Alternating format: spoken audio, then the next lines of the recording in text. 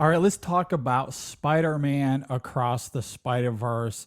This is, of course, the sequel to Spider-Man Into the Spider-Verse that came out in 2018, which is one of the best animated films we've seen in recent years. It's simply one of the best comic book movies we've seen. And here we are now with its follow up. And obviously, we're only into May or June at this point. It is June 1st as of the time I am recording this. And this is one of the best films of the year so far. There's much to discuss regarding the writing and character work, but my goodness, full essays could be and probably will be written on just the animation alone. Every scene in this film oozes with stunning craftsmanship and assiduous care. The animation features so many art styles with many of these characters embodying a different artistic design. It's really cool, whether it be inspired by old comics or TV shows or movies.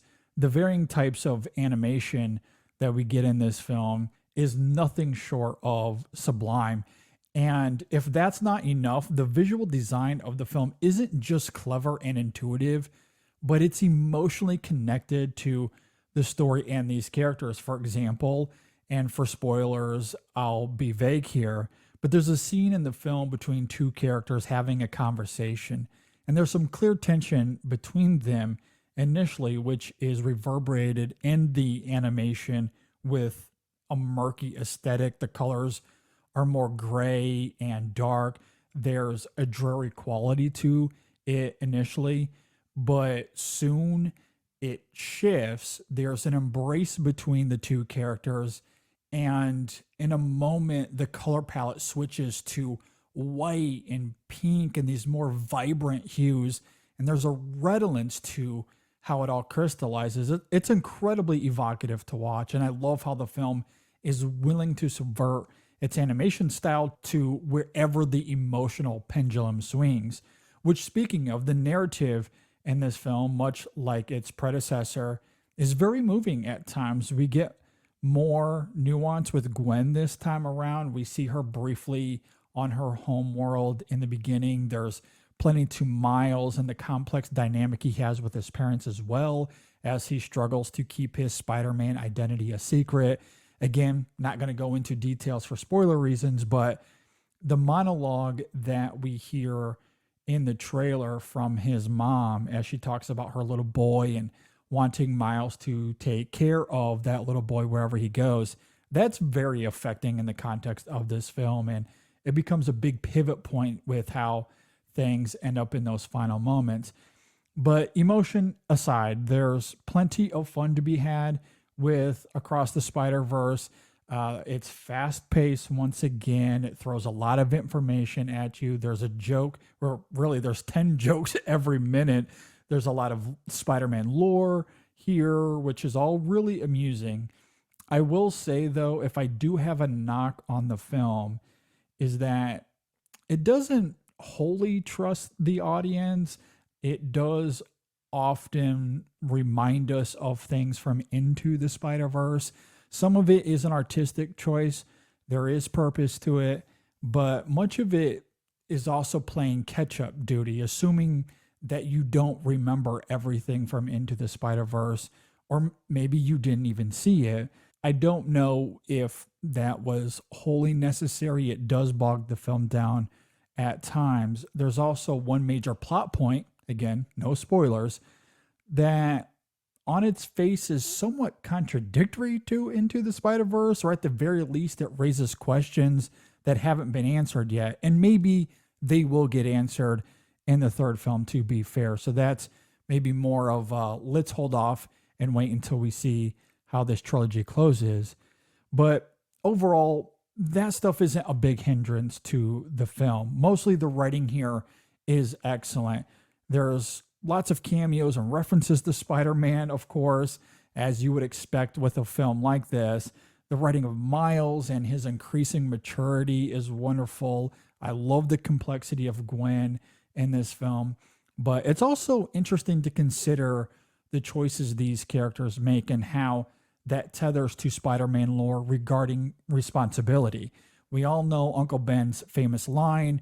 It's part of the nucleus that makes up Spider-Man and who he is or she is. And this is a film that aims to deconstruct that a little bit when you consider fate and how the timeline is connected by tragic events.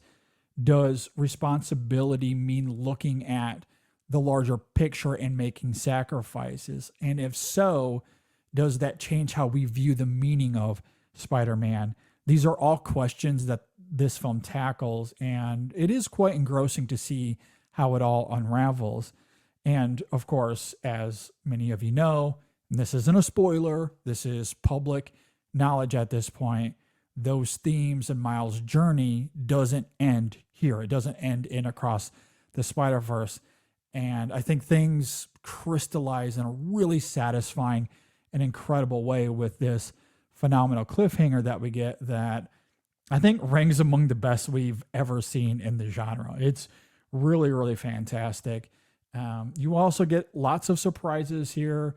There are tons of Easter eggs. Simply in terms of the rewatchability factor of this film, they make the film, they render in such a way with all of those varying animation styles.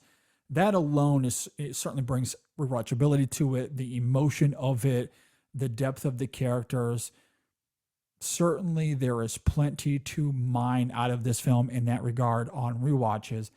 But in terms of the surprises and Easter eggs, you could probably watch this film 10 times in a row and get something new out of it every time in that regard.